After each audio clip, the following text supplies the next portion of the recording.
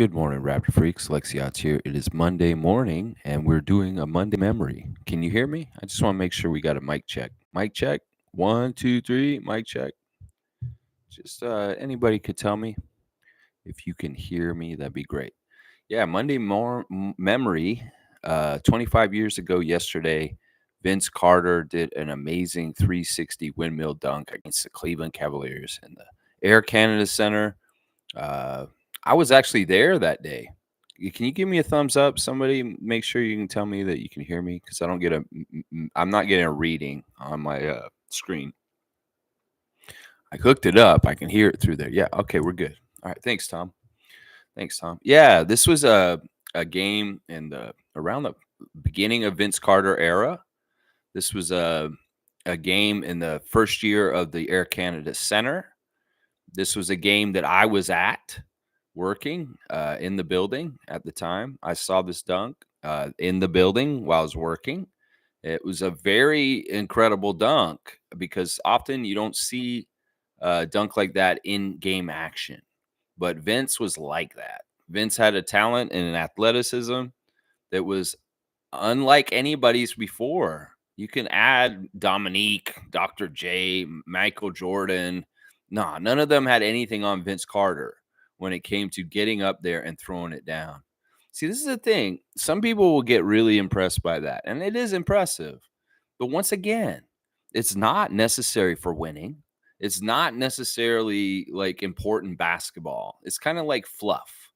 I think it's amazing. Don't get me wrong. I think that it's absolutely fantastic, impressive, and all kinds of things. But once again, it doesn't add up to fundamentally good basketball, winning, and all this kind of stuff. I've said it in the past. Vince Carter is sizzle, and it's not steak.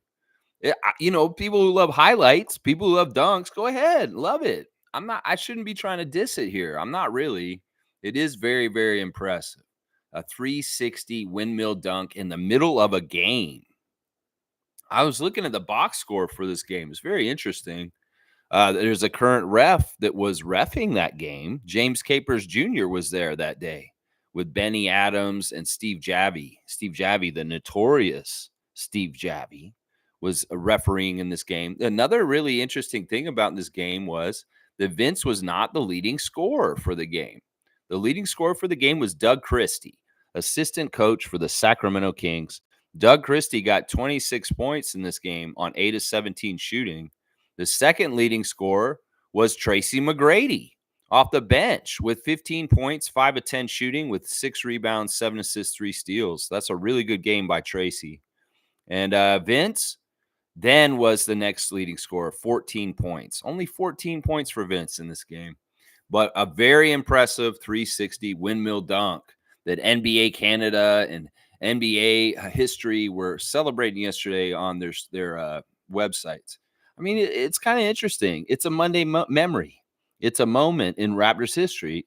I mean, it's a fantastic dunk. Don't get me wrong, but there were so many of them by Vince at that time. I mean, every time I came to work, that was part of the fun of coming to work at that time. Stevie Roots and I setting up the Mr. Sub stand and talking about, wonder what Vince is going to do tonight. Like, how could he get up there and do what and do this, do that? It'd be crazy. Yeah, some of the Raptors that were on the team when they played that game, the starting lineup was Doug Christie, Vince Carter, Alvin Williams, John Thomas, that's a forgotten Raptor, and Charles Oakley. And off the bench, we had Tracy McGrady, D. Brown, John Wallace, Nigel Knight, Kevin Willis, and Yogi Stewart. Yeah, that's an old school Raptors team. If I've ever heard one right there, that's even before Antonio Davis. This is pre-Antonio Davis, pre-Muggsy, pre-Del Curry. On the other side, the Cavs had an interesting lineup. They had former Florida State Seminole Bob Sura playing in this game with Andrew DeClercq, Mitchell Butler, Cedric Henderson, Danny Ferry, Johnny Newman, who'd been playing forever at this point. Johnny Newman had been playing in the league for like 15 years at this point. Ryan Stack, and the very, very short, one of the shortest players to ever play in the NBA, Earl Boykins, played in this game for Cleveland. So it's not the most impressive Cleveland team. Not the most impressive Cleveland team at all.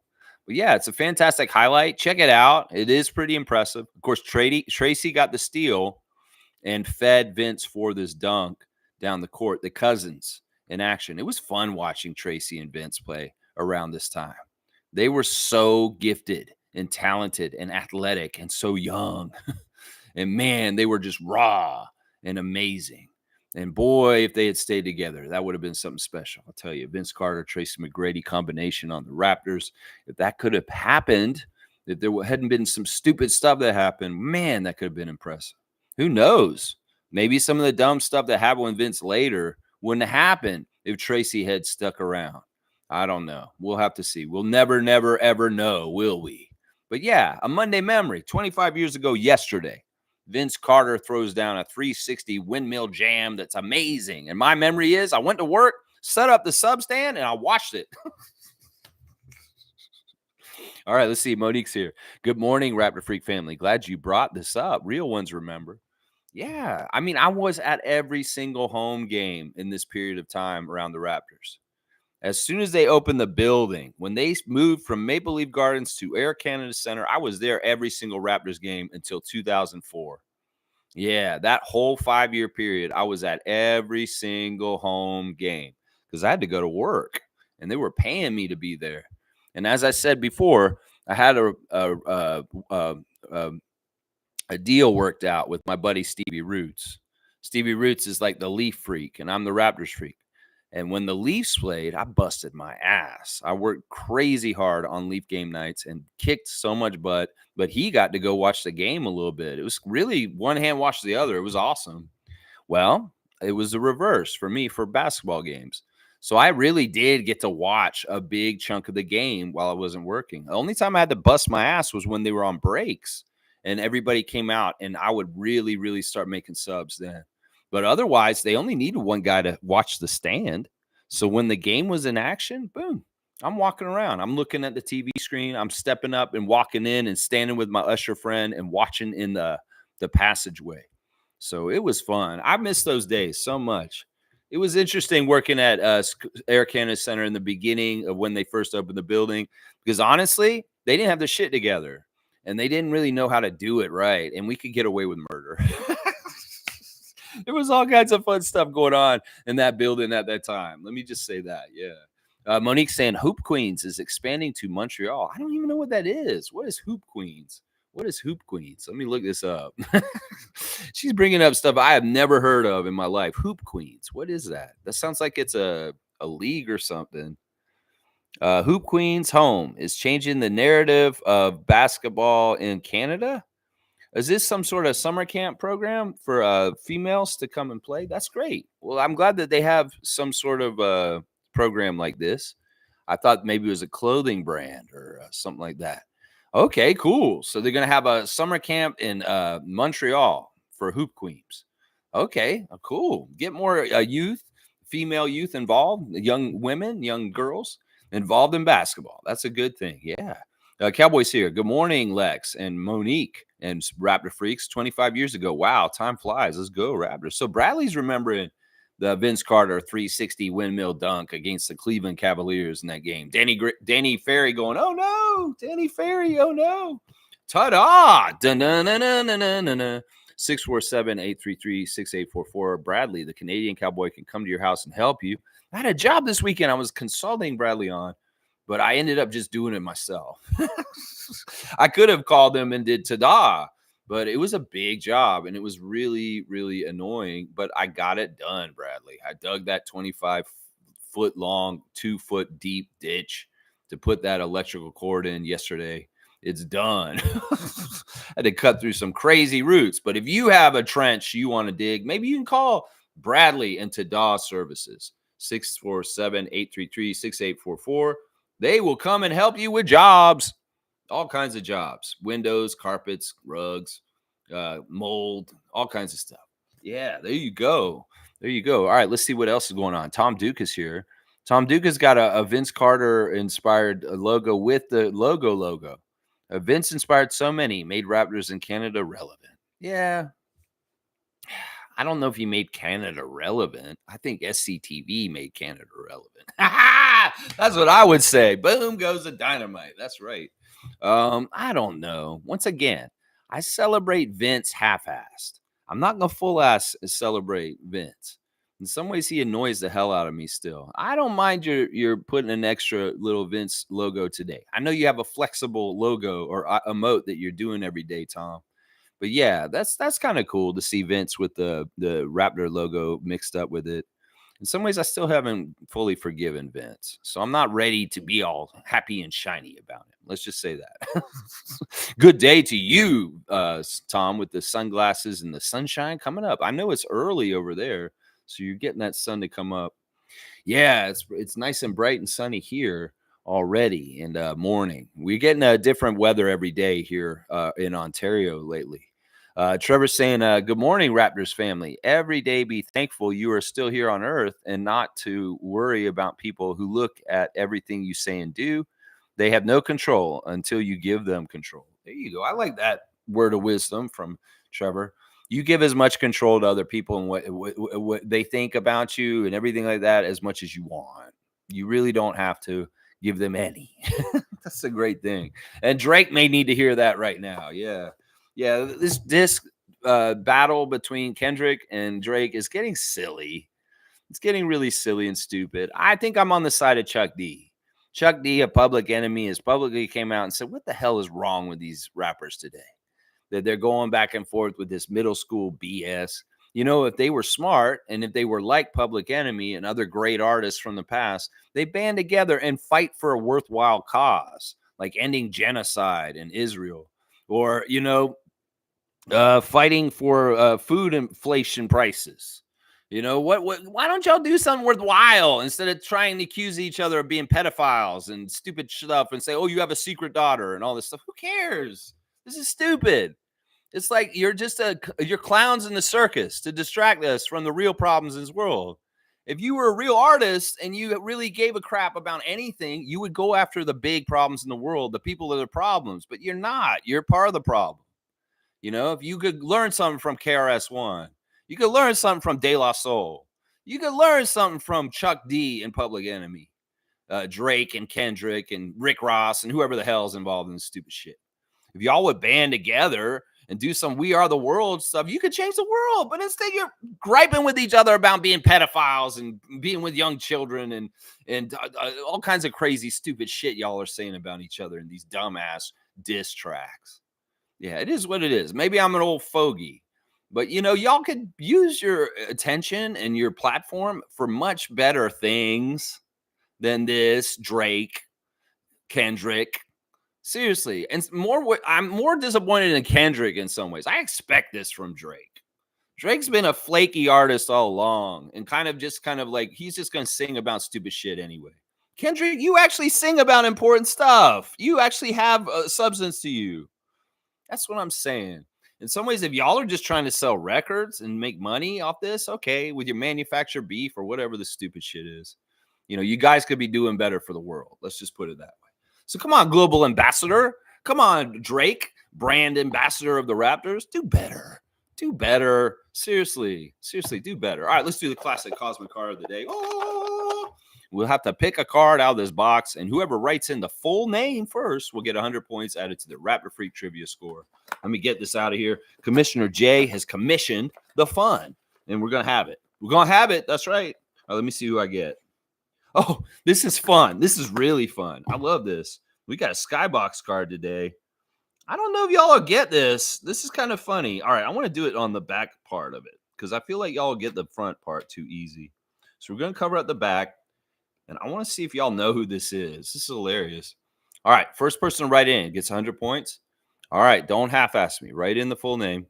It's important. All right, hang on. I got to find the right positioning to put it in. And I don't want to actually let you see the name because that'll give it away. All right, here we go. Who is that? Who is that, guys? Who is that?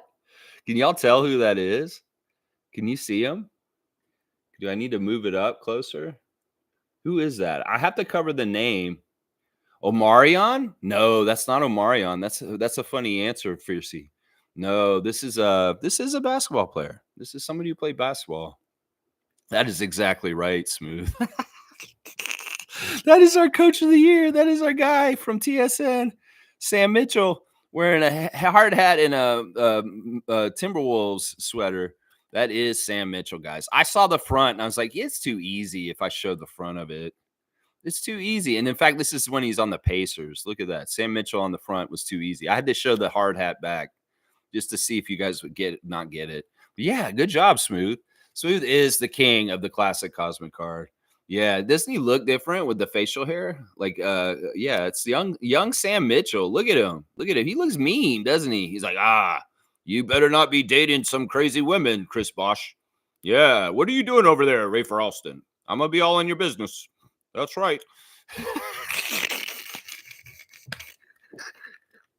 Oh, I love that we got Sam Mitchell. Yeah, yeah. He looks like Omarion. Yeah, see, look at there's Sam playing. Good old Sam Mitchell. Yeah, back when he played with Reggie Miller. That's right. Yeah, yeah, that's awesome. All right, there's your classic cosmic car of the day, Raptors related. When I pulled the car, I was like, oh yeah, we're gonna do this one. We're gonna do this one. Yeah, it's funny. All right, let's keep going. Name is saying morning, Raptor freaks.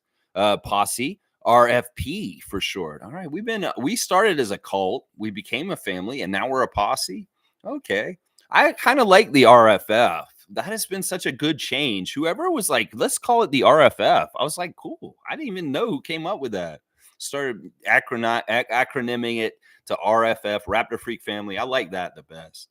In some ways, we were a little too weird with the orbs and the hoods in the beginning when we were talking about how we were a cult. And we used to do like chanting around an orb. Yeah, that was a little. And I like the family one. Posse, I don't know. Are we out to get Western Outlaws? Is that what we're trying to do, Nameless? Or are we going to get regulators, mount up, and let's go get Outlaw Jesse James? He's robbed Dodge City Bank. What is this, Nameless? We don't need to be a posse. We're a family. We are a family. We have a granny swag. That's right. Tommy's got, let's ride, Nameless. Let's regulators mount up. We gotta go get him before sundown. He's in the Hooskow. Whatever you're talking about. Nameless is like, we're trending up. All right, we're trending up. Now let's go. Let's go. Regulators mount up. That's right. Bryce is here. Good morning, Lex and Raptor Freaks. Good morning to you, Bryce Lawson. Always good to see Kentucky check in. Good. Alley-oop to Tom Duke. All right, we'll give Tom Duke an alley-oop. I'm going to give him a three-pointer. Just for always being on top of stuff, man. Tommy with his emoticons. What is this? 57 Chevy. That's what he's got. 57 Chevy. That's right. You like sizzle? Sizzle? You like the sizzle. Yeah, it's a weird thing. It's like Vince did win games for us. Vince very much was a dominant player in games and led us to victories when he played for us. But, in some ways, once again, people get too dazzled with highlight reels. I think that this is part of the problem. Maybe even Vince, I could even make an argument that Vince is part of the problem with the NBA today. That it's just all about flashy dunks. And it's not about like winning basketball. It's not about fundamentals. It's not about rebounding and defense. It's more about overvaluing things like what Vince did. And that's that, in some ways I don't respect that as much. Sure, it's fun to watch. Sure, it puts people in the seats. Sure, it's ticket sales. Sure, it makes young kids, ooh, I want to try and dunk like that. And maybe they get into basketball. But also at the same time, as a basketball purist, as somebody who's from the school of Hubie Brown, in some ways it's like it's unnecessary. It's just like showboating. In some ways it's like, that's really cool that he could do that in an NBA game. And thank God he had somebody like Charles Oakley watching his back. Because in the old NBA, you do something like that, that's showing up the other team, and they may want to put you on your ass. See, that's the difference between today's era and the era before. There's a lot of stuff that doesn't get receipts anymore because it's encouraged. And it's stuff that people want because that's the product of the NBA they want. I'm always going to be like, does it add up to winning? Does it help you win the game in the end, like a made free throw or a rebound? That's what I look at. That's why I don't like Scotty looking back when he dunks, because it's the same kind of shit is what I'm saying. Yeah, there we go. He likes sizzle, though. I like the protein. I like the meat. Bryce is saying Vince Carter is the best dunker of all time. I'm not going to disagree with this. Seriously, I really do believe this. I believe this for 25 years now. Since I saw him show up, I said, this guy's the best dunker ever in the history of the NBA. Better than Dr. J. Better than Michael Jordan, better than Dominique, better than anybody since, anybody before. It's Vince Carter. He's the greatest dunker in the history of basketball. It doesn't matter what league, it doesn't matter where. It's on the planet Earth in the history of time. Vince Carter is the greatest dunker ever to walk on this earth. I will say that. I'll tell you, I'm not the biggest Vince Carter fan, but I know this is true. I know this is true because I saw it with my own eyes. I saw him do amazing things where he went up over people and did flying things like Air Canada, crazy shit. So, yes, this is definitely true. Bryce Lawson is exactly right. 3-pointer for him. This is exactly, completely right. And I'm going to give him a 3-pointer. He's got the Muggsy Bogues 14. There you go. There you go. Tommy's saying sizzle helps sometimes, but I agree. Unnecessary. Sizzle is memorable. Sizzle is what puts butts in the seats. I'm not going to lie. People came to the game because they wanted to see him do the acrobatics, the high flying stuff, the really impressive, crazy athleticism. And I mean, in some ways, that's a draw. That's important. Hulk Hogan wasn't the greatest wrestler in the world, but he was a draw. He was sizzle, but he definitely was at stake in wrestling. He may be the most important wrestler that ever lived, Hulk Hogan, but he wasn't a good wrestler. There's other guys that way better wrestlers than him that didn't get no shine at all. That they were more stake in that profession than sizzle. Hulk Hogan was sizzle. It's just how it is. It's just how it is. Michael Jordan's steak. Vince Carter was sizzle. Hulk Hogan is sizzle. In some ways, you could say somebody like Ric Flair was steak because he worked his ass off every night and worked hour-long matches all through the 70s and 80s. So there's levels to this. There's different ways you can look at this. Sizzle and steak. Sizzle and steak. That's right. G, good to see you this morning. Fiercely saying, good morning, fam, and happy Monday. Good morning to you, Miss Marie. I hope you're doing well. And yeah, look at that icon. That's really cool work, Tom. I like that for today only. Yeah, we'll see. It's like the today emote. We'll see. Maybe it hangs around. I don't know. Tommy, I don't totally hate that one, but in some ways we've already got the Raptor logo one, and it's kind of duplicitous, but it's all good.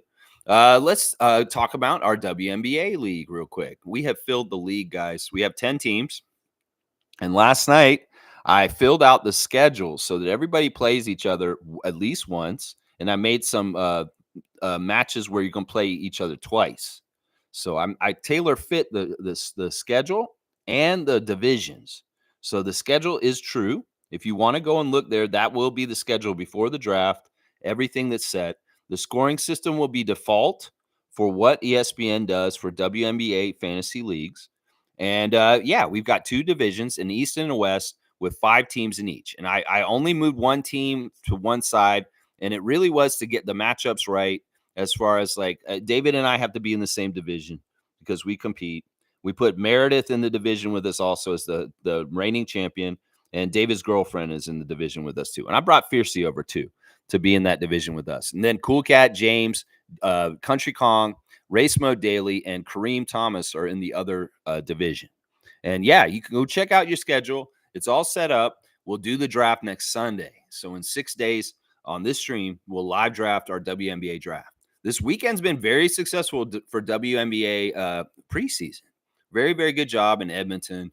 That game was entertaining. They sold it out. And there's a lot of buzz around the WNBA in preseason. Normally, it gets ignored in preseason. But with people like Caitlin Clark and Angel Reese and other really great young players in the draft this year, there's a lot of excitement and buzz. And that's fantastic. I love to see that. Yeah, you know it, Fiercey. You know it. Yeah, we'll see. Tommy, yeah, you won't put it on there for one day.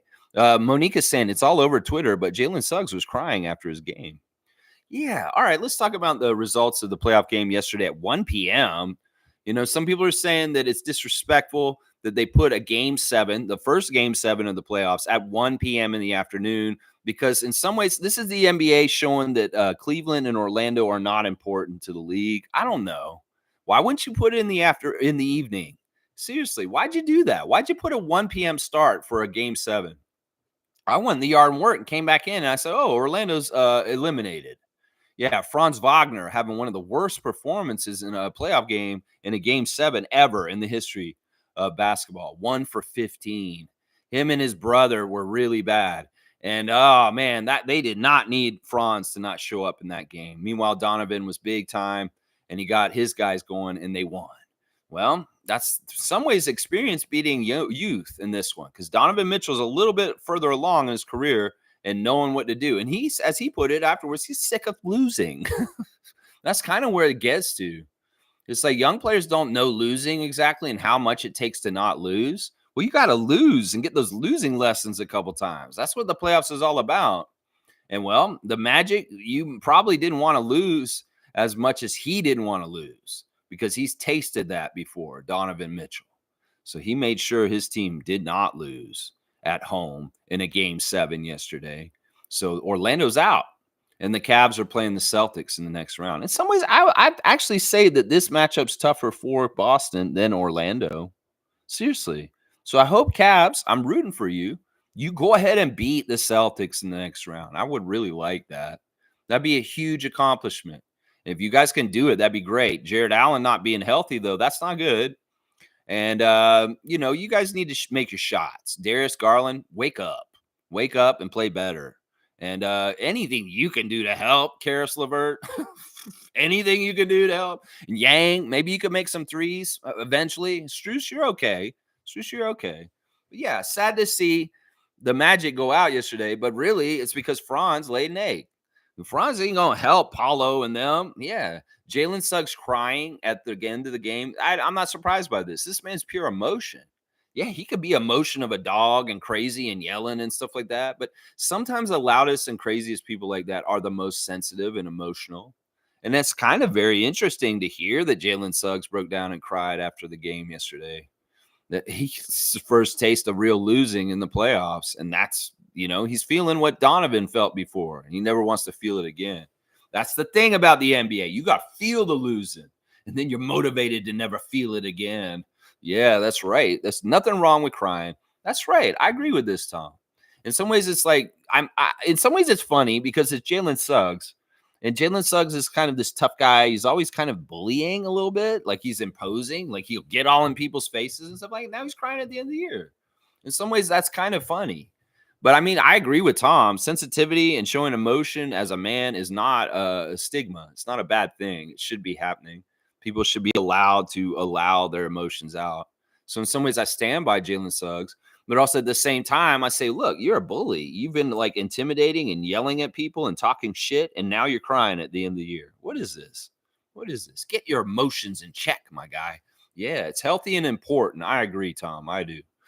Fiercely saying, whether we like VC or not, we must appreciate how he contributed to putting us up on the map.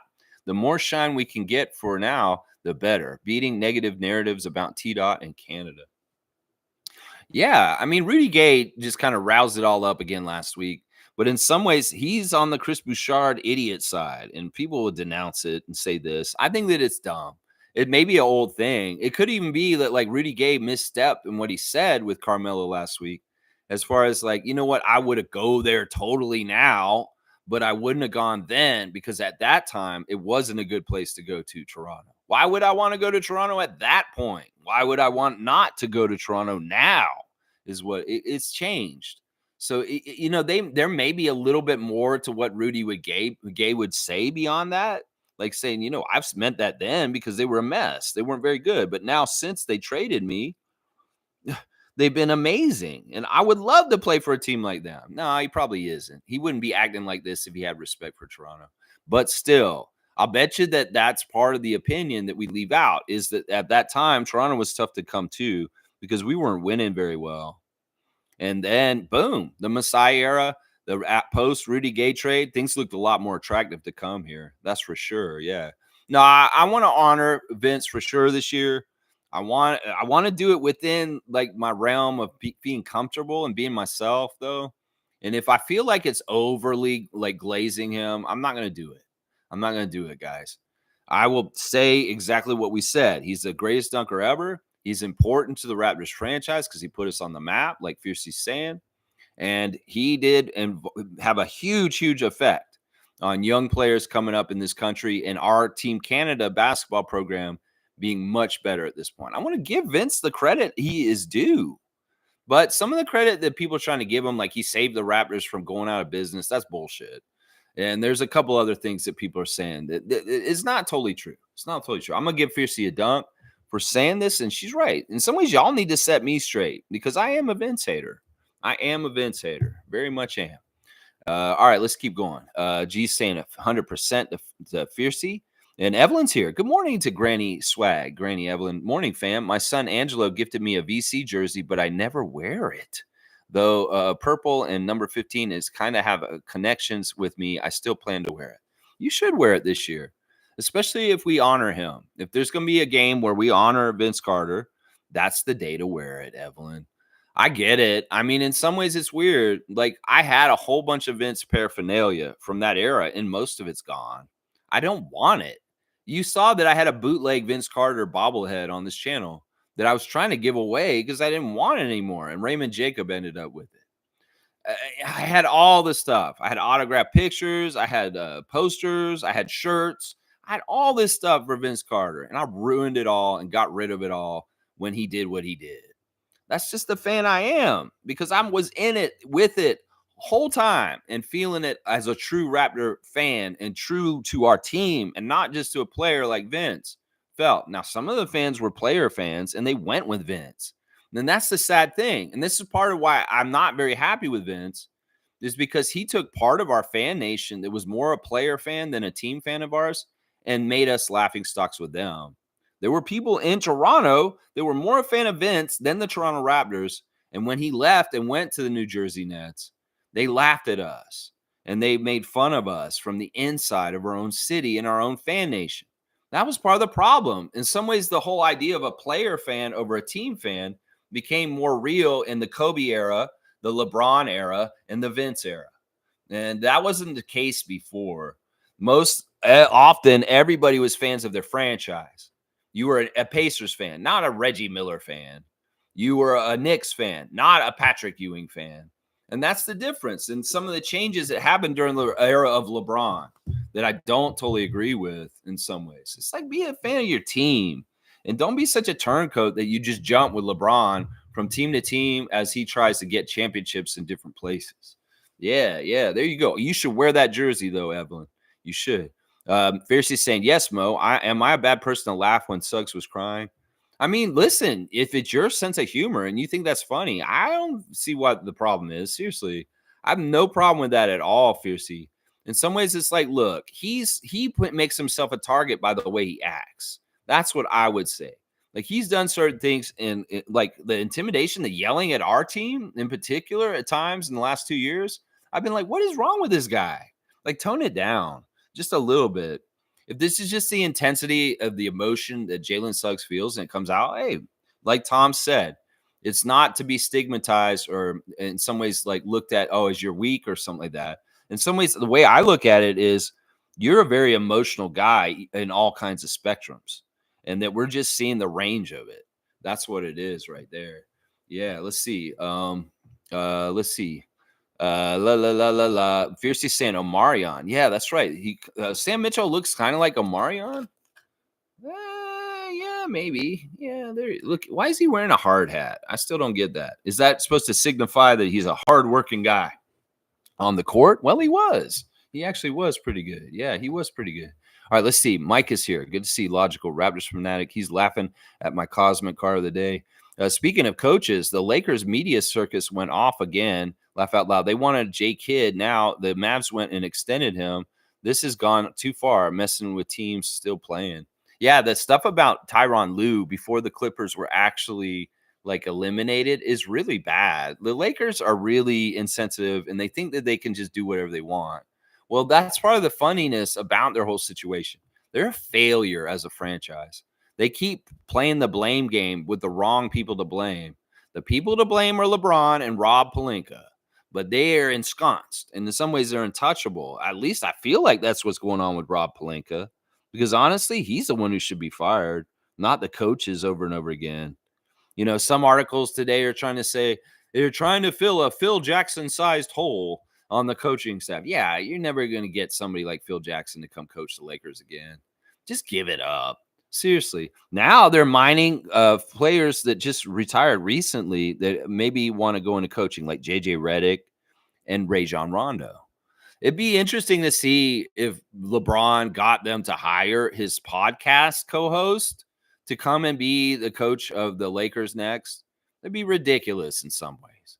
In some ways, we interviewed JJ last summer to be the coach of the Raptors, and I thought that was a joke. Seriously. In some ways, are you going to go ahead and hire JJ Redick to run the Lakers? This could be like a Steve Nash situation. Seriously, it really could turn into that very quickly. In some ways, Steve Nash has more esteem and acclaim and a luster to his career than JJ Redick has. I don't know. You go ahead, Lakers. Just continue burning your dumpster fire. You have more garbage to put in the dumpster to continue burning it. You just go ahead. You just go right ahead. It's silly. They just think that the whole league is a farm league for them to just take stuff from. That's the mentality of the Lakers. Fuck you, Lakers. Your dumbass toxicness. Yeah, you go ahead and keep revolving your coaches in and out. You're never going to get anywhere. Yeah, I like that. They were looking at J Kidd, and well, the Mavericks went and extended him this morning, I believe, or yesterday. So he's not going anywhere. Yeah, that's funny. Fiercely saying, I was so annoyed watching the Cavs and Magic, was telling myself if they made it to the playoffs, we could have as well. Tabernacle. Geez, I'm so looking forward to Knicks versus Pacers, much more balanced. Yeah, apparently Fiercely was commenting in our Facebook chat that the shooting was so bad. I mean, the Magic in particular shot so bad in that game 7 yesterday. Like, you're playing in a game 7 to stay alive, and you guys can't find the basket. Y'all are a professional basketball team. At times, the game with the Cavs and the Magic yesterday, maybe that's why they put it on at 1 p.m. because they didn't want people to see it in prime time that these two teams may shoot like crap and make the product of the NBA look like garbage. In some ways, that's what you were saying in the chat, that the game looked unprofessional because both teams sucked so bad. And this is a game 7 in the first round. That's crazy. I get it. Yeah, when teams look that bad in the playoffs, you're like, man, the Raptors could be in the playoffs. These teams are just as bad as we are. David's saying the only thing I remember about Vince Carter is I don't want to dunk anymore. And he went to New York. He went to New Jersey. We're going to keep it correct. Yeah, F Vince Carter. That's what David's saying. Well, David is not as a longtime Raptors fan as some of us here, but he does remember some things about it, probably just from life and being around Toronto or, things like that. Yeah, listen, I don't want to rehash over and over again the ugly side of what happened with Vince. In some ways, why doing this stream today is to honor his athleticism and his impact as Air Canada and his ability to dunk, because that dunk is very impressive. That 360 windmill dunk against the Cavs 25 years ago yesterday. But yeah, it is what it is. David, I'm more with you than the fans. I'm telling you. Mike saying Adam Silver has no backbone. David Stern would never let tampering to this level happen. Yeah, see, that's the thing. This is tampering. The constant rumors, whether it's by the Lakers press, whether it's by their organization, whatever it is, whoever's doing this crap, whether it's Shams, Woj, whatever. It's crazy because these people are competing right now. In some ways, it's messing with competitive levels while these people need to be concentrating on things. Tyronn Lue need to be worried about the Dallas Mavericks and not worried about the Lakers trying to come and interview him to come and coach their team. Like, how arrogant, how self-centered are you, Lakers Nation, that you think, oh, we're out. We can do whatever we want. Oh, these teams are still busy. They're still doing things, and you want to go and mess with them and talk about this? Yeah, what's wrong with them? In some ways, this is part of the reason why I don't like the Lakers, is the arrogance of their organization and we can just claim things around the league as we wish and what we want. Yeah, fuck you, Lakers. That's what I say right there. Yeah, I think David Stern would not let a lot of this happen, and it's evidenced by the whole thing with the Chris Paul thing that happened a couple of years ago. Yeah, when David Stern ixnayed that move. Yeah, C4C's here. Good morning, fams. Good morning to you, C4C. Always good to see you. Fiercely saying logical. Good for Kidd. They would have fired him in 2 years anyway, assuming LeBron would still be on their team. That's the thing. Until LeBron leaves, the Lakers are going to be blocked from anything successful. That was a Mickey Mouse championship given to them in the bubble. And that whole stupid in-season tournament thing last year, that was totally WWE script writing that got him to the end and that whole thing. Yeah. When he leaves, that'll help the Lakers rebuild. While he's still there, the Bronny show is going to be the next segment of it, and it's going to be silly. And it's just going to be dumb in the end. Watch. The whole thing will be dumb. The recent years of the Lakers with LeBron are going to be looked at as kind of a failure in the long term. Seriously. Considering who he was and who he had around him and all the different chances he had and just how it never ever worked. Yeah. Fiercely saying good morning to C4C. I like that. G saying, fact, during LeBron's time with the Lakers, they have traded 30 players away to different teams and traded 3 first-round picks and 6 second-round picks. Yeah, it's a short patience. In some ways, in the beginning, he was running things completely. He stepped back because he realized how toxic it was when he's really running things. Where Rob Pelinka's still like kissing his ass and trying to do everything that will make LeBron happy and not really thinking about what's best for the Lakers team. And not really thinking what's best for the Lakers franchise. That's the problem right there. That's the problem right there. They're not building something. They're trying to appease King James. And that's not the way to win. That's not the way to win. You've got to have a vision. Like here in Toronto, we want to please Scotty, but by the way you please Scotty is by showing that you're competent and building something around him that's going to work and be very successful. If we just did whatever Scotty wanted, that may not be smart because he may not know what's best for our team. Like Masai and Bobby will know better, or Darko knowing with the coaches' schemes. In some ways, it's a job title. You got to stick to it. You're a player. You're a coach. You're a GM. And that's the problem. When certain people start trying to do the other jobs in different places, it could be a coach trying to run the front office. It could be a player trying to run the front office. There's a problem. There is a problem. David saying Morgan was the one who played WNBA fantasy last year. It wasn't me. Watch out for her. Oh, you didn't actually do the league last year? She ran your team? Well, you're playing this year, and I know the competitor you are. So, yeah, bring it, David. That's right. Grudge match. I'm going to be playing you twice, and you get to play Morgan twice, too. So you better watch out. Yeah, I set it all up yesterday, and people get double matchups. And certain matchups because there's 10 teams. You play all the other 9 teams. 2 of those teams you play twice because there's 11 weeks of the regular season. Yeah. Fiercely saying, thank you for the work you've done on the fantasy league, Lex. I'm looking forward to playing with y'all. Yeah, Fiercely, you learned something last year about don't trade your high-level draft picks. Do not do that this year. I know you won't this year. And I'm excited about doing the draft again this year because the players, a lot of them will be the same. We're familiar with the league a bit better than last year going into it blind. So there will be players you're familiar with because you played last year. And that's part of the fun of playing year to year is you get better and better. Yeah, you're welcome, Fiercey. And I made this league in particular for people like you to enjoy WNBA more. And I wanted to know more about it myself. There you go. Fiercely saying, oh, I didn't see it in that light, but it does make sense that a game 7 at 1 p.m. is weird. I would definitely be offended if it was the Raptors. Well, they did that to us all the time. That was the Raptors 10 years ago. Yeah, when we're playing like Brooklyn and Washington in the first round, yeah, they put our game 7 at 1 p.m. I can remember very clearly watching the Wizards beat us in a very frustrating ending with Kyle Lowry getting run over by Paul Pierce and not getting a foul called. And having to go to work after that. The game ended at 4 and I had to be at work at 5.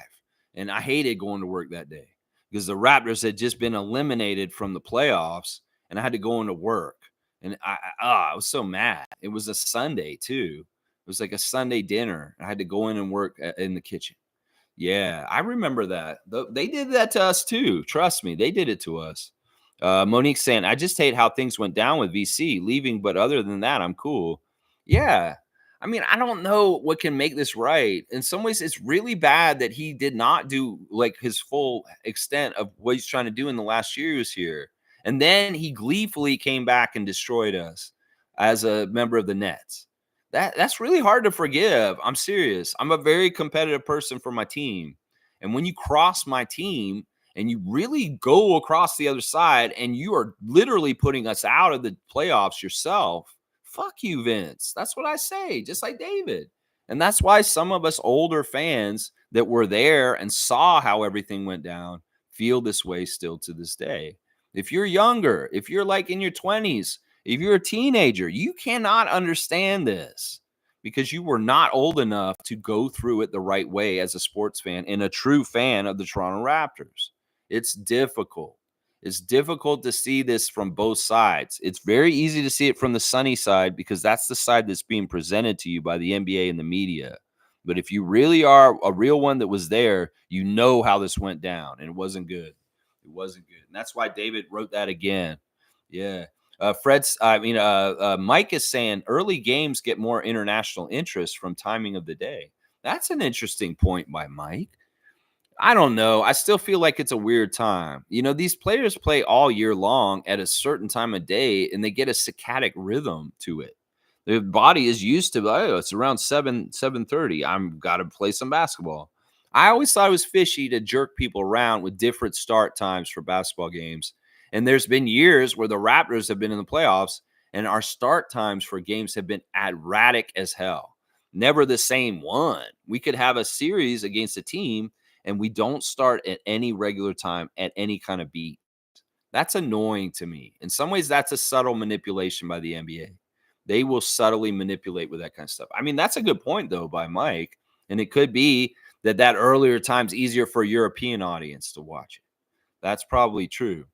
David's saying, reference to the crying, it's just the adrenaline. When you're wired like Suggs and it all comes to an end, you just crash, no control. That's probably exactly right, what David's saying. I could see that being very true. That's the thing. Jalen Suggs, I'll respect him for this. His emotions are worn on his sleeve, and he's just a real pure person. And I think that's part of what it was yesterday. Trevor's saying, I have a beautiful trophy for the WNBA Fantasy League. It's a showstopper. Okay. We're going to have to find out what you got for the WNBA trophy, Trevor. I'll have to figure out how I can get you my address. We still don't have a mailbox here. It's a little bit weird. I'm out in the country like that. I ain't got no mailbox. Tom's got the beautiful trophy there. I see with the beautiful flowers around it. And there's basketballs and stuff. Okay, right on, Trevor. I like that too. David's saying, nah, Trevor, I got the showstopper for trivia. That's a good trophy that David's got too. You guys can't be competing on the trophy level. Come on, guys. You guys both like giving trophies for the competitions on here. You're both great. All the trophies y'all been sending me have been great. So, that's not you have a little friendly trophy rivalry. You guys are the Kendrick and Drake of trophies. Tom saying, David is so competitive. Yeah, he's competing over trophies that are given away on this channel. It's hilarious. Trophies aren't just sizzle. That's right. I got to get some of these trophies to you guys. I've got a trophy for Kenrick Chronic Art James still. I got a trophy for Peter that he's earned already for our fantasy league. And I got to get these two people. And Trevor's laughing. He's saying, David, don't push me. You guys are hilarious, man. David's saying Trevor's awesome. It's just in the blood. Yeah, David's a high-level bridge player. Like, he's very competitive, very, very competitive. He's always looking for an edge to get an advantage. That's just how his brain works, guys. He can't help it. It's a big bridge tournament. My parents were telling me in July here in Canada, in Toronto. Yeah, they were saying that Robert Todd's going to show up, David, or something like that. That's what they were saying. They're not going to be here, though, for it. They were wishing they were. Let's see. All right. Appreciate you, Mr. Trevor. That's right. You guys are cool. It's a fun, friendly rivalry. In some ways, I'll allow it just because great trophies are coming. All right, let's see. Thank you from Trevor to David. Fiercely saying, Lex, you found the perfect word to describe Lakers front office. Insensitive. I know it's a business, but the way they embrace players and coaches in a family-oriented setup then dispose of them is weird. Yeah, there's no family out there. D'Angelo Russell. This guy's been mistreated so many different ways, so disrespected. In some ways, we're the opposite end of the spectrum. Maybe Masai's too much of a family, holds on to people too long, like OG. It is what it is. But they're the opposite. Like, D'Angelo wants to be a part of their family. He wants to feel like a Laker and feel safe in it, but he isn't. They're already talking about moving him this summer, right now. There's no loyalty there. They've already done this to D'Angelo and sent him away. They sent so many different people away, Kyle Kuzma, different people over time. Julius Randle. I mean, I get it. But the Lakers family environment is bullshit. It's bullshit. Magic Johnson, this ain't the same Lakers that Dr. Jerry Buss ran. No, it isn't. This team is like very incentive, very corporatized, very corporate kind of feelings. They treat people like Amazon treats people. That's what the Lakers are doing. They're treating people like Amazon and Jeff Bezos treats people. You can ask Nacho the Nacho. He can tell you. He can tell you he worked for Amazon. He knows. Yeah. Let's see. Wayne's saying consistent three-point shooting is always going to be inconsistent.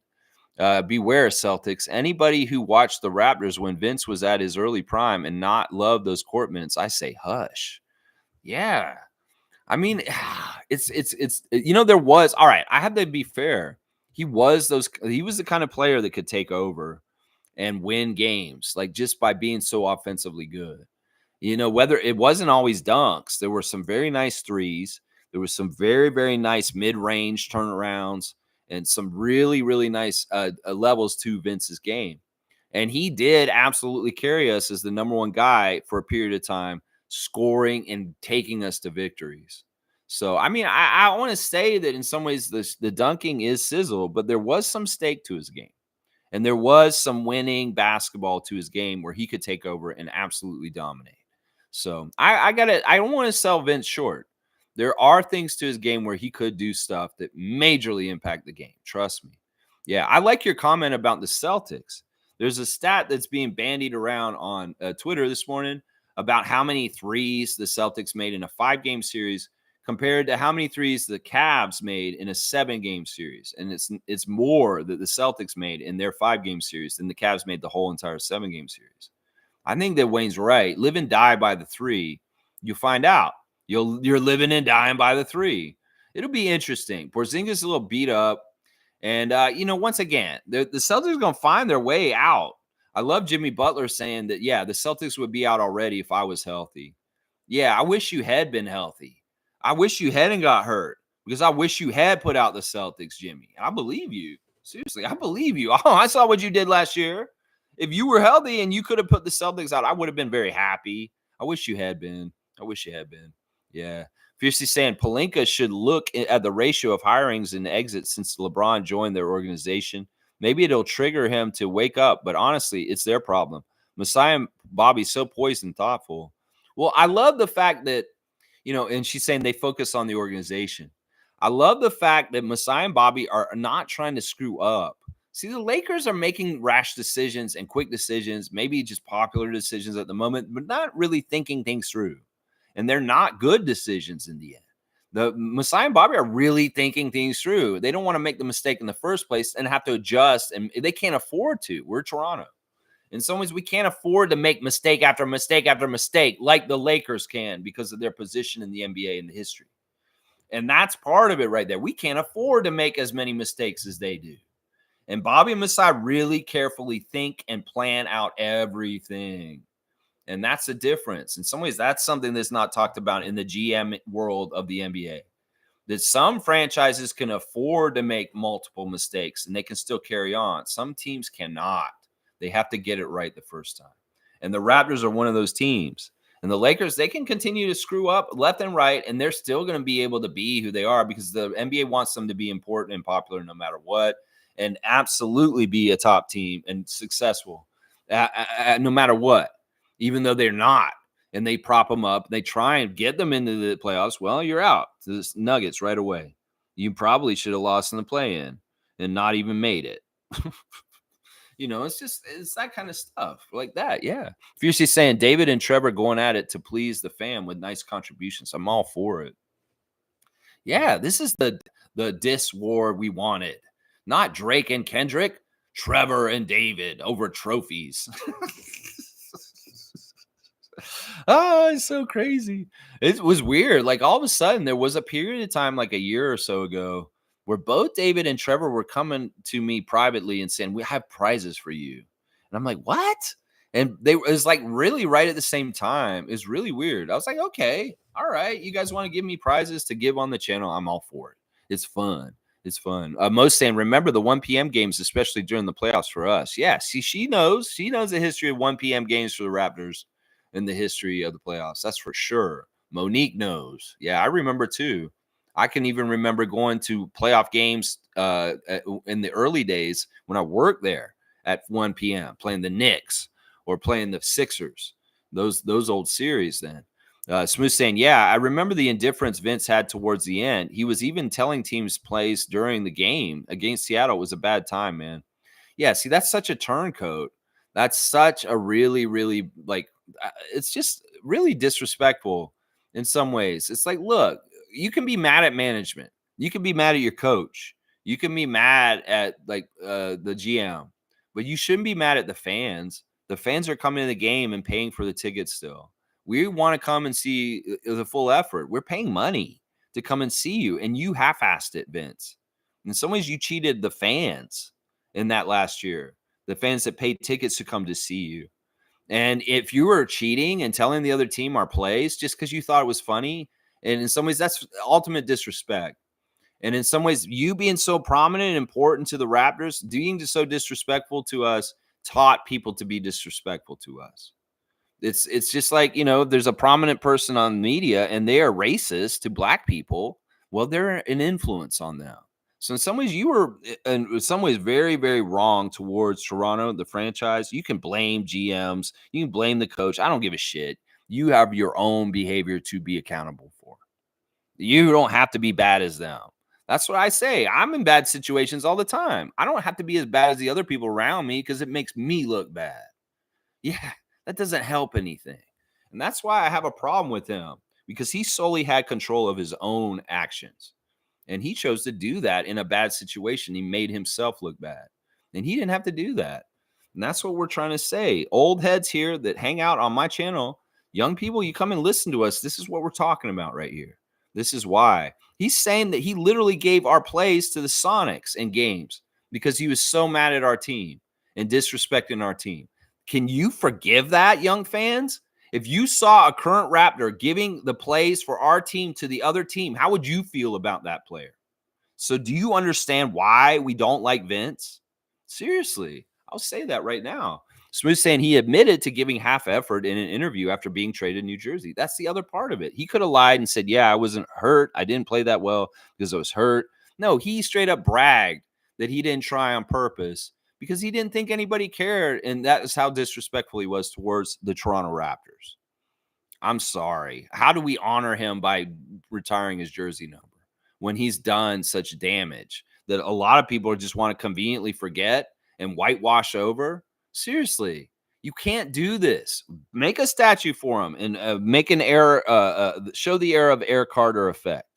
Make a statue for him, but I damn for sure don't want to see his 15 in our jersey Raptors.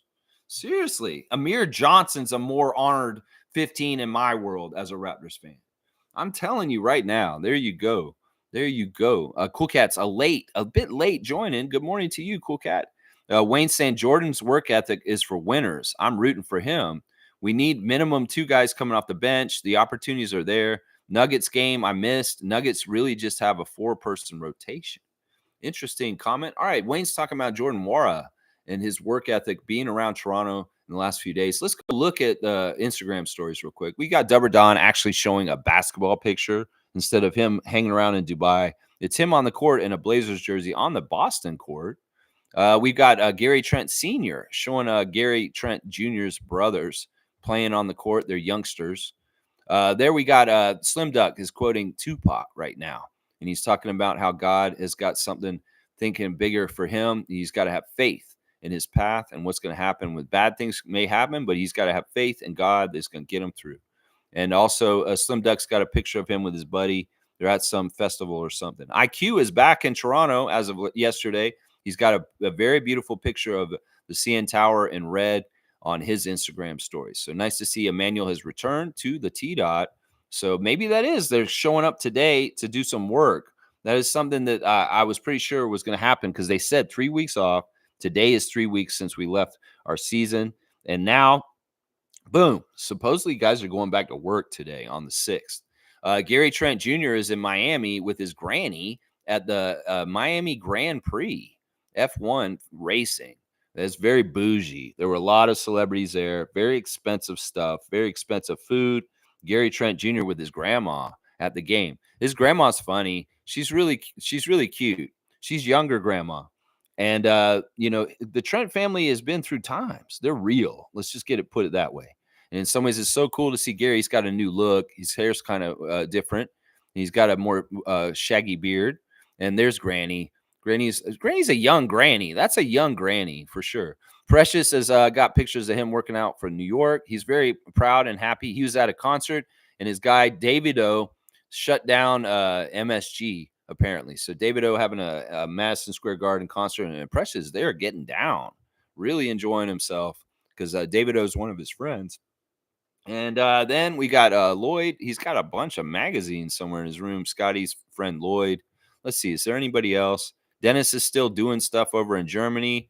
He was with he's at a bunch of games. He's looking really classy, hanging out with the maestro. I don't know who the maestro is. There he is with his brother. And then we got Jordan Wara at the TFC game this weekend and posting himself at the TFC game. And let's see, Mr. New York City is saying, "Dear God, I just want to thank you for giving me another day." So he's been reading Trevor J's words of wisdom. And there he is with his dad. It was Marquise Noel's father's birthday yesterday. It was also PJ Tucker's birthday yesterday. I missed the birthdays yesterday. Yeah, I got birthdays today too. Let's say happy birthday to Jonas Valanciunas. It is Jonas's 32nd birthday today. Happy birthday to Jonas Valanciunas of the New Orleans Pelicans, former Raptor draft pick. Jonas, we love you. It's also Sam Decker's birthday, guys. Happy birthday to 3-point specialist Sam Decker, who was on the Raptors three years ago or something, and then he went overseas and played for London. He was playing for the London Lions, OG's team, last I heard. And then also, there's one more birthday today. It is that idiot Tragic. It's his birthday today also. So Doo-Doo Head Tragic's birthday, but we'll more focus on Jonas and Sam. So happy birthday, Jonas Valanciunas. That's the big birthday today. There you go. There you go. Cool Cat saying another historic day in the Raptors community where two of our legends, Pascal and OG, are competing today in game one of the Eastern Conference semifinals. Scotty will be ready to watch. Laugh out loud. Yeah, I don't know if this is historic for Raptors. This is just two former Raptors playing against each other in the playoffs. This has happened many times in the history of things. I don't say this is historic. And also saying they're legends, I'll give that to Siakam, but I don't really give that to Anunoby. Nah, Anunoby has been deemed a role player in the world of the NBA. And, well, he is. He's a role player at this point. But Siakam can be a legend. I'll allow that. But, yeah, I don't know if this is historic. There's just two other teams playing each other in the playoffs, and there's two former Raptors on each side. You could say that about the last round when the Knicks played the Sixers. It was historic to see Kyle Lowry play against OG. So yeah, I can't get behind how big you're making this. It's fun for us, sure. It's fun for us as Raptors fans to see these guys go at each other. But let's not make this bigger than it is. Come on now. And I'm sure Scotty is watching all the playoff games. Wayne saying didn't know about Vince and the trader behavior. That level of behavior gets nothing. No statue, no jersey in the ceiling, no nothing. Wasn't aware, and that is just unacceptable. No comeback for me. See, Wayne's hardlining on this. He did not know just how much of a turncoat he was while he was still wearing our jersey. That last season he played for us, he did shit like what was described earlier, giving our play calls to the other team, not dunking on purpose, playing very grounded play and averaging half his average on purpose because he was quiet quitting on the Raptors while he was still being paid for us and people were coming to the arena. That's the thing that people want to just leave out. Alvin Williams said he didn't agree with Vince with what he was doing at that time. A lot of people like Vince would look back and say, man, I was stupid. I shouldn't have never done that. Well, hindsight's 2020, but you were stupid and young and you did something dumb back then. This is the behavior of Nick Nurse. You sewer yourself, you make yourself look bad so that you have to get out of there. It's the same kind of thing that Nick did in his last year coaching our team. He did it on the down low, and not many people even realize it. People that were paying attention like we realize it. But that's what I'm saying. You have to be, if you're good at what you do, like Vince and Nick are, you have to slum yourself to make yourself look bad so that you're not attractive to keep around. And that's what both of them did. Vince Carter slummed himself. Nick Nurse slummed himself. And they left in dishonor because they didn't try their full ability on purpose to get the hell out of here. So, yeah, Wayne, that is a big, truthful thing. I do remember this now that Smooth is reminding me about him giving plays to the Sonics. I vaguely remember. I actually blocked it out, and now I remember it. Yeah. David's saying dunk for Wayne, the voice of reason. Yeah, we'll do that. We'll do that. Man, we were supposed to be celebrating Vince today. But once again, it always comes around to that other stuff. It always comes around to that other stuff. And man, we can't just look at him so rosy tinted like glasses, because in some ways it's messed up. Let's see. Trevor's saying he was at the Formula One yesterday. It was amazing. Did you see Gary? Did you see Hulk Hogan? Hulk Hogan was there. You could have seen Hulk Hogan, Trevor. Terry Bollea and Gary Trent Jr. with his grandma was there. You could have seen them. Tom Duke saying VC was my groat, but then I found Lex who educated me. Well, he is the groat to a lot of people, but he's not to me. He's not to me. It's Kyle Lowry. But yeah, in some ways, look, we want a perfect Raptor. We want to be like, you want to be a perfect to our team. In some ways, you hurt your legacy by doing what you did, Vince. And you were too dumb in the time to realize how much this would carry over into the future. You got to understand, sports fans don't forget shit. And fan bases do not forget stuff. And that's a cautionary tale to any young athlete that's on a team. Respect the relationship you have with your team and your city. If you really, truly love it, go into it and embrace it and feel it like Siakam. Feel it like Lowry. You do that, Scotty. Because honestly, if you do not take care of it, if you turn your back on it, if you diss it, if things get ugly and you start acting like James Harden, people will remember and they will not like you in certain markets after that. If you don't care, you're like, well, I never have to go back to Canada again, Rudy Gay. Well, okay then, be that way. But understand, you won't be able to come back in the same way you did before. And that's the cautionary tale for Vince Carter and other people that may think about doing something like what he did. That's right. Yeah, Dana's got a good morning, everyone, and a 2-finger salute for Nick Nurse. There you go. Tom's saying that's crazy info from Smooth. I forgot about this, but it's true. I remember this. I remember this from back then. I blocked it out because I didn't want to hate Vince so much. I conveniently forgot that he was giving our plays to the Sonics in the middle of the game. Yeah. Yeah, that's crazy. Yeah, crazy info, right? Tom's saying, morning, Dana. Right on. Screw Nick. There you go. Carlos saying a VC apology will do wonders. He has already apologized. He's apologized in certain ways. He said, like, I was an idiot. In some ways, I would have done some things differently. Those are the kind of things he said. But a lot of it's just pandering to try and get awards. In some ways, he sees other people getting like different things from different franchises in retirement. And he's like, I'm retired now. Who's going to honor me? Well, the most important franchise in your history is the Raptors, but you shat all over it on the way out. You know what? You want the Memphis Grizzlies to retire your number? You want the Atlanta Hawks to? Maybe they would. I don't know. Go ask the Hawks. Go kiss their ass, Vince. And maybe they will retire your number. And then people will say, oh, the Raptors are such assholes for not retiring his number. He had to get his number retired by or Atlanta or Orlando, something like that. I don't care. In some ways, he doesn't deserve it here because his tenure here is marked with black marks and blemishes and something wrong right there. Yeah. Monique's saying, is it me? Very slow offseason so far, but this coming soon for the Raptors W stream. Lex coming at, keep at it. Always good times approaching. No, this is going to be the longest offseason in a while, Monique, because we didn't even get in the play-in.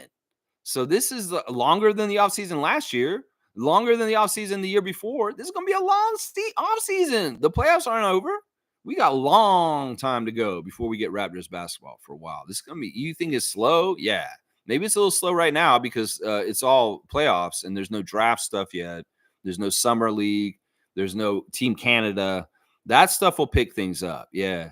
David's saying, yes, Carlos. Thank you. Thank you. A VC apology will do wonders. I don't know. It depends on how he does it. Depends on how he does it. I do like that he wants to go into the Naismith Hall of Fame as a Raptor. That does mean something. That may be the biggest thing he's done so far to win me more over to liking him a bit. In some ways, I have to respect his effect on this country. I have to, even if I think he's a despicable person for how he left. Yeah. Let's see. Have a good one, posse. All right, regulators, let's ride out and go on to our day. Coming up real quick. Tom's got the skillet with Messiah. I like that. Claxton incoming. Yeah, Jordy's already said number one priority for the Nets as his head coach. He said they have to sign Nicholas because he wants to coach him. So Jordy's already saying you better do this, Joe Tsai. So Nicholas Claxton's probably not coming here, David. Sorry. You want Clax? I get it. You want Claxton? Well, what if we get Mogbo instead? There you go. Race Mode Daily saying, take care, y'all. You too, Edmund. Always good to see you. And hopefully you're having great times. All right. We were celebrating while talking about Vince Carter's amazing dunk 25 years ago yesterday. The Raptors won the game by 9 points over the Cleveland Cavaliers in a game where he did a 360 windmill dunk in the middle of the game. Pretty interesting stuff. Doug Christie was the leading scorer in that day. Tracy McGrady's second leading scorer. Yeah, the playoffs continue. Tonight, we have game one of Indiana versus the Knicks. Our referees for that game are Zach Zarba, Tyler Ford, and Sean Wright. And in Denver, for game two of Minnesota at Denver, Mark Davis, David Guthrie, and Pat Frayer. So there's your refs for tonight's games. Two teams on the docket, 7:30 start for Knicks and Pacers, and 10 o'clock for Nuggets and T-Wolves. Yeah, all right, let me see. I don't think there's anything else I got to talk about. Happy birthday, Jonas. Happy birthday, Sam Decker. And thank you guys for filling up the WNBA League. It is closed. No more spots. Nobody can join at this point. We've got our 10 teams, and the draft will be at 9:45 a.m. on Sunday morning. Thanks for watching me today. Let's go, Raptors. Let's go, Sam Mitchell. Yeah. Yeah, Nako saying we need Kel-El Ware. Okay, I'm all right with that. David saying, wait, one sec. Has Fiercey locked up trivia this year? Yeah, she's won it pretty much. I mean, she's got a good lead on Amit, so she probably will be getting that trivia trophy that you sent me. Yeah. All right, guys. Thanks for watching me. Please like, comment, subscribe, and share. And I'll be back tomorrow with the Tuesday trivia, classic Jurassic Tuesday trivia. Full Ass is saying, seeing Timberwolves two bigs, I think we should follow suit. Peace out, freaks. What, you want to be a Twin Towers team like Gobert and Towns? We could do that with Pirtle and Olynyk. It's just different. Two passing bigs. We could do it that way. I want to get another center in this draft or in free agency this summer. Yeah, I think that'd be smart. All right, guys. Thanks for watching me tomorrow. Trivia at 9:30 a.m. Be ready for that. Come on in and don't half-ass it. Full ass it like Kareem. That's right. Dap to you guys. All right, guys. Let's go Raptors. Let's go Raptors.